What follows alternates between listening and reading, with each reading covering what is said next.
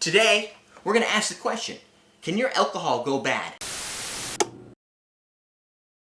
Welcome to Calm Man Cocktails. I'm your host, Derek Shulman. Today we're going to talk about alcohol and can it go bad? So the first thing to understand is alcohol is a preservative. It's used to preserve all kinds of things. It's been used for millions of years to do such a thing. But that doesn't necessarily mean it's going to preserve them in the best state for flavor. So how does that work when dealing with some spirits? A core spirit like tequila, rum, vodka, whiskey, gin, these are pure spirits. They don't really have a lot of organic matter in them, so they're going to last the longest. Some will say indefinitely. But when they can go bad, what exactly does going bad mean when you're talking about alcohol? Microbes can't survive in pure alcohol, so you're going to have a problem growing microbes within here. So when we think of going bad when you're talking about alcohol specifically, we're not talking food poisoning and sickness. We're talking about just tasting a little weird, or tasting off, or losing some of its aroma, or gaining a different aroma, or changing its colors a little bit. Why can that happen? Mainly organic molecules like terpene and other things that I can't pronounce that they come out of essential oils, they come out of woods and barks and whatnot. Well, when you're looking at an aged product, say a whiskey or a rum that's been aged in an oak, it could have some of that within it. So, as it ages, it's not going to get better like while it sits in a barrel or a wine sitting in a bottle. It's just going to kind of go flat or lose some of its zest and sizzle.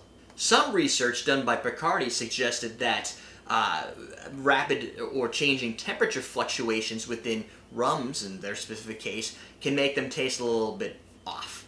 So apparently they're trying methods to be able to get their bottles from point A to point B in a consistent temperature. However, their study shows, if you have a product for a long time, maybe you need to get a new one. Some people say, a big company study that's not peer-reviewed saying you should buy more of our product because it could go bad over time, when the other studies say it's alcohol, it's not going to go bad, could lead to some suspect. So I'll leave that up to you guys. What can happen is oxidation and UV light. So the first thing you always want to do is keep your bottles away from the window. And I've seen this, you go to a liquor store and they have all their specials in the window, and it's like the sun is literally blasting these things away. Don't go to that liquor store because you cannot tell if those bottles have been rotated out with ones on the shelves, and you could get a poor product. UV light will degrade, will accelerate evaporation, and has been done in studies to show that it does make your product taste off. Real corks can also cause a problem. Some people have put their bottles on the side because they have a wine fridge and they just throw their Grand Marnier in there, which I believe is a real cork, or used to be. It won't cause your product to get corked per se, but it will infuse some of your cork into the product, so it's going to just taste a little weird. So you'll find a lot of companies go with the rubber cork. The stronger, the tighter the cork, the harder it is to get off is the better. That's going to help avoid the evaporation.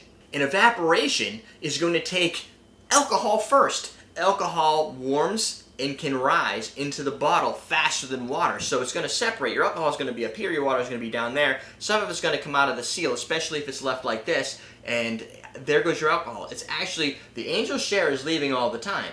So the longer you have a bottle, especially with a quick pour on it, the more the alcohol is actually leaving, which is changing your ABV, and it's going to obviously change some of the taste. Now, when you're talking about a bottle like a schnapps, which has a lot more sugar than anything else, if you're losing some of your alcohol and you're keeping your sugar, you're actually giving it more cause for degradation. You can also still get oxidation within your bottle.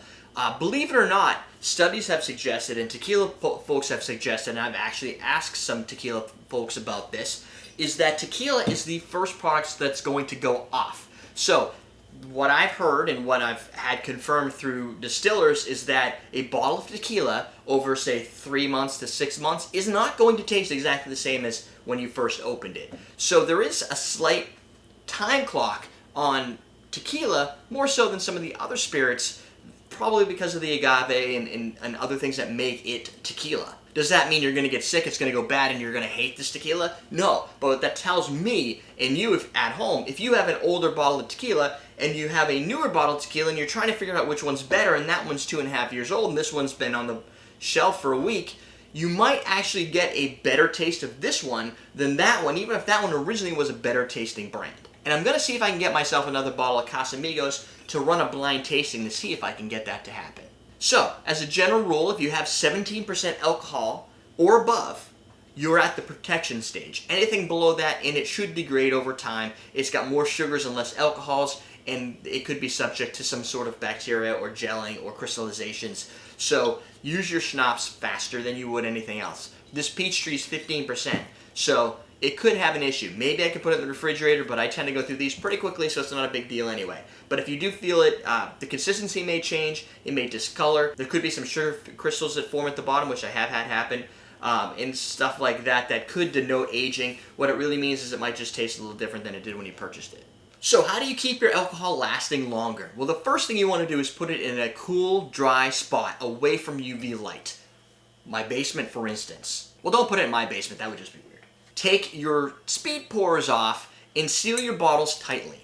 Do not lie your bottles this way. This, as you can see, is a real cork. By lying the cork and the alcohol next to each other, alcohol degrades a cork. So that high-proof spirit is actually going to eat away at the cork, and you're going to get some of that flavor within your spirit. Not cool. So keep your temperatures around the same. Keep your cork away from your bottle. If you end up with a lot of headspace like this, you're going to have a more rapid oxidation because there's more oxygen in there than there was. There's actually oxygen in it even if it's unopened. So the time clock starts after it's been bottled. However, you're going to get a lot more time out of it if you haven't opened it. If you have a spirit that you enjoy, a fine whiskey that you spend a lot of money on, that you only take a sip out of at every anniversary, and you want to be able to have it last the longest, continually change out the bottle. Keep your bottle for posterity or whatever, but put it in a smaller vessel so that the headspace is less. So in a case like this, maybe a bottle that size to fill back to the top to keep the oxygen out is a better idea. And keep it away from sunlight. Put it into a cabinet someplace in a cool, dark place. So remember, a 30-year-old vodka is not going to kill you or food poison you. It already is alcohol is a poison to begin with. So you're not going to die from it. It just might not taste as best as it did the day it was originally bottled. So there you go. Now go drink yourself some spirits, slowly and responsibly. We're teaching you how to drink. Dairy cream or Irish dairy cream in general, alcohol or no, to keep its nice, fresh, crisp, sweet taste, it should be chilled. So realistically, if you want the best out of your Irish cream, giving it a little bit of a chill to give it that crisp taste and that natural finish, you probably want to put it